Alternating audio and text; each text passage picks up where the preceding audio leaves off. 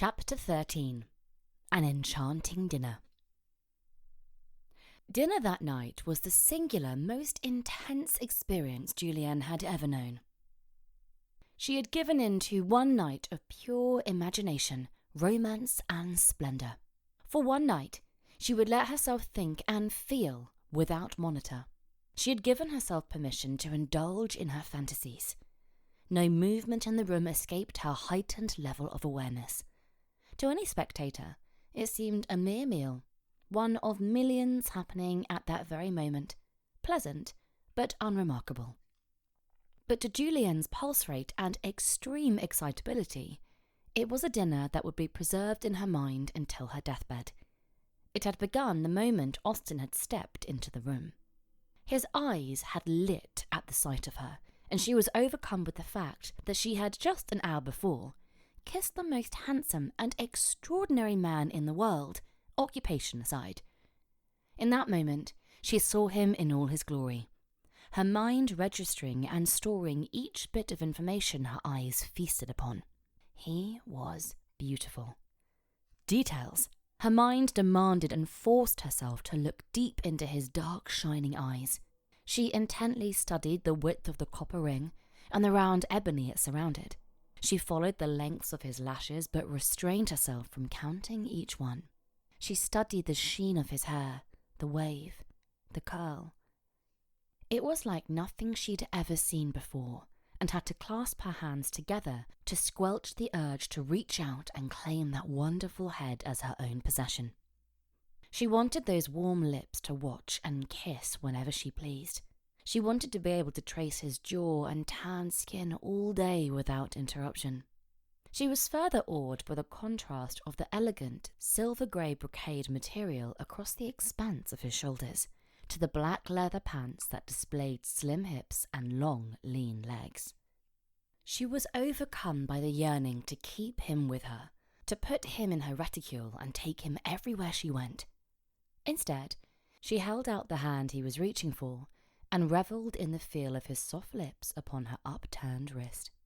She would remember the tilt of his head as he watched her across the table, the sound of his laughter as she amused him with some anecdote, the way he pushed his food around on his plate, making sure nothing touched.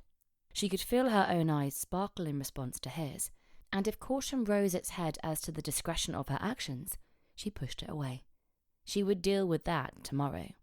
Although the atmosphere surrounding them was one of casual intimacy, to her it was about indulgence, wine, food, clothes, conversation, flirtation, and freedom. Julienne mentally compared this night to the wondersome night she spent at the opera when she was only 14. Of course, she had enjoyed the glamour and elegance of it all, but to her utter amazement, she had found herself, for no apparent reason, so emotionally overwhelmed that she cried. She always looked back on that night with awe. After all, it was only a group of well-adorned people singing, and she hadn't even understood the words. It wasn't as if the old man dying had come as a surprise. Everyone knew he was going to die, and if you hadn't figured it out by the end, the darn death scene lasted a full 20 minutes. But as she watched him lying there, covered in fake blood and wailing in Italian, something inexplicable happened within her. It was only a silly play, she kept telling herself, and yet when he reached out for the angels, pleading with them for a few more moments of life, a few precious seconds more, so that he could say goodbye to his wife as she walked toward his room from the other side of the stage, and watched as the angels led him away before the wife could reach him, Julienne Viola Vendant had cried. It had only been a play, and there had been absolutely no sound reason for her to be so emotionally moved. She just was. Just like tonight. Julienne's fingers tightened slightly around her wine glass. The dinner itself had been over for quite some time, but she prayed the night would never end. She looked across at Austen, who was leaning back in his chair again, watching her with those glorious eyes. And for the 1000th time that evening, her heart began to flutter anew. "Care for a walk?" he asked quietly. So quietly, in fact, she almost missed it. Thanking the good Lord above for her heightened awareness, she accepted. They walked into the night, the cool air exhilarating. "Jewel." His voice was soft. "Look." Following the direction of his nod, her breath was taken from her. On the horizon floated the brightest orange moon she had ever seen. "Oh, Bruce, it's beautiful." They made their way to the rail, and with her gaze, she traced the metallic orange glitters on the ocean surface from the distant horizon back to the ship. If they only sailed a bit closer, she was convinced she could touch that orange moon. The sound of lapping water against the ship seemed so far away. Muffled voices of the men below could be the wind if you didn't listen too closely. She felt rather than saw the black pupils of Austen's eyes reflecting the orange light, as he also stared silently at the wonder of it. She could feel a force emanating from his proud stance that came so naturally to him.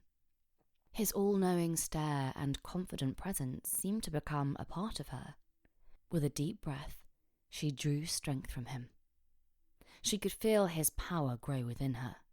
She perceived for a few precious moments life through his eyes. For a few moments, she knew what it was like to be him.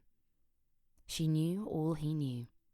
She was Bruce Austen, and she knew now what caused him to walk through life with that confident smile, that powerful arrogance, that all-encompassing charm. Slowly straightening an inch taller, she graced the moon with a slight smile as pride swelled within her. She understood him now. Suddenly, it was all so simple. She ruled the world. "What are you thinking?" he asked quietly, so as not to disturb the moment. The breeze blew the dark locks away from his face to give her better access to that half-smile she now understood so well. "As if you don't know," she told him softly, and looked back out to sea. What a pair they made. She felt Austen's warm arms slide around her. Closing her eyes, she let the cool breeze blow past her face and hair and leaned into his warm body. "Jewel," he whispered without moving, "watch the bottom of the moon." She opened her eyes as two dolphins flew out of the water towards each other, forming an arc. Black silhouettes against blazing orange, shadows upon fire. She watched, speechless. Her eyes held tight to the sparkle of the water as he ran a finger lightly across her face, tracing her cheekbone. His touch sent the sensation of orange moonbeams racing through her veins. Her chin rose slightly in response when his caress slid to her throat. She took a deep breath. He was so warm in the cool breeze. How far could she let this go? Just a little more. She wished they could stand there together all night, just as they were. She needed to be by his side. Perhaps one more kiss. Her eyes met his, and he tensed as if he'd just realized who she was and that he'd made a terrible mistake. But before she could react, his lips came down on hers and he took her into his unyielding embrace. Something she would describe as warm panic rushed through her. It moved as fast as panic, but urged her to move forward, not to back away. It wasn't a warning of danger, but a foreshadowing of the ecstasy to come. Her mind blurred as he crushed her to him. She felt every movement, every contour of his body, and she wanted to feel more. She wanted to feel his warm skin against hers. She wanted to feel his muscles beneath her palms. Reaching up, she filled her hand with the softness of his hair. It was finally hers to grasp. The silken strands, hers to possess. His lips slid down her throat to kiss the hollow where her pulse beat, and she instinctively pushed up into him. That's what she wanted, she realized. She needed to taste him. He again claimed her mouth, and her tongue eagerly sought his. She was possessed by greed. Greed she had never felt for anything. Strong and determined. She heard him whisper her name in a deep, urgent voice before lifting her into his arms. His lips claimed hers again, and she was vaguely aware that he was carrying her across the deck. As long as he kissed her, she thought, he could take her anywhere. Before she had time to wonder where Sylvina and Sterling were, Austen had locked the door to his cabin behind them and had taken her back into his arms. She was vaguely aware that there was something she must examine about this situation, but as he kissed her in that all-consuming way, her thoughts once again dissolved.